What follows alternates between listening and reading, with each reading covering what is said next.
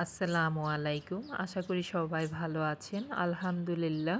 সবাইকে আমার কিচেনে শুভেচ্ছা জানিয়ে শুরু করলাম সাবুদানার কাচির পায়েসের রেসিপি। ইদানিং সাবুদানার রসমালাই বলেন, কাচির পায়েস বলেন, মিষ্টি বলেন, রেসিপিটা খুবই জনপ্রিয়।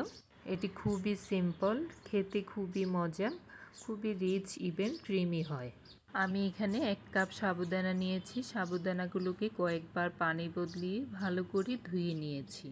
1 কাপ সাবুদানার মধ্যে 1 কাপ পানি দিয়ে 1 ঘন্টার জন্য ভিজিয়ে রেখেছি।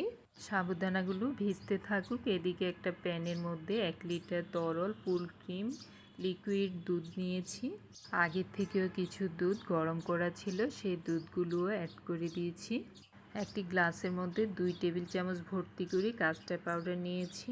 দুধগুলো রুম টেম্পারেচারে থাকা অবস্থায় হাফ গ্লাস দুধের মধ্যে কাস্টার্ড পাউডারগুলো ঘুলে রেখেছি। ইচ্ছে করলে এখানে পানি দিয়েও কাস্টার্ড পাউডারটা ঘুলে নেওয়া যাবে, বাট আমি দুধ দিয়েই ঘুলে রেখে দিয়েছি। এখন আমি এই দুধগুলোকে চুলা জ্বালিয়ে গরম করে অর্ধেক পরিমাণ করে নিব, যাতে করে দুধগুলো একদম ঘন ইভেন ক্রিমি হয়ে আসে। এদিকে আমি সাবুদানাগুলোকে 1 ঘন্টার জন্য যে পানিটা দিয়ে ভিজিয়েছিলাম, পানিটা টেনে একদম মসৃণ হয়ে আছে। এখন আমি এই সাবুদানাগুলোর মধ্যে সামান্য পরিমাণ লবণ দিয়েছি। এখন এই সাবুদানাগুলোকে হাত দিয়ে ভালো করে কচলিয়ে ম্যাশ করে নিব। ভালো করে ম্যাশ করে নেওয়ার পর হাতের মধ্যে একটু ঘি লাগিয়ে নিয়েছি। চাইলে এখানে তেল অথবা বাটারও লাগিয়ে নিতে পারেন, যাতে করে হাতের মধ্যে সাবুদানাটা লেগে না যায়। এইভাবে হাতের সাহায্যে ছোট ছোট পছন্দ মতো শেপ দিয়ে নিয়েছি। সবগুলো সাবুদানাকে আমি আমার পছন্দ মতো এরকম শেপ দিয়ে নিয়েছি। আপনারা আপনাদের পছন্দ মতো শেপ দিয়ে নিতে পারেন। দুধগুলোকে আমি 1 ঘন্টা সময় নিয়ে চুলার আঁচ লোতে নিয়ে রেখে গরম করে অর্ধেক পরিমাণ করে নিয়েছি। এখন আমি সাবুদানার এই বলগুলো ফুটন্ত দুধের মধ্যে দিয়ে দিব। সাবুদানার এই বলগুলো সিদ্ধ হতে কিন্তু খুব বেশি সময়ের প্রয়োজন হয় না, অল্প সময়ের মধ্যেই সিদ্ধ হয়ে যায়। যখন দেখবেন কাঁচের মতো স্বচ্ছ হয়ে সাবুদানার বলগুলো দুধের উপরের দিকে ভেসে আসছে, তখন বুঝবেন সাবুদানার এই বলগুলো সিদ্ধ হয়ে গেছে। সাবুদানার এই রসমালাইটা একটু বেশি ক্রিমি হওয়ার জন্য আমার নিজের হাতে তৈরি কিছু কনডেন্স মিল্ক ছিল, 1 কাপ পরিমাণ কনডেন্স মিল্ক অ্যাড করে দিয়েছি। দেখুন সাবুদানার রসমালাইগুলো কি সুন্দর স্বচ্ছ কাচের মতো হয়ে উপরের দিকে ভেসে উঠেছে। আপনি যতই নাড়ানাড়ি করুন, সাবুদানার এই বলগুলো খুলে যাওয়ার কিংবা ভেঙে যাওয়ার কোনো সম্ভাবনা নেই।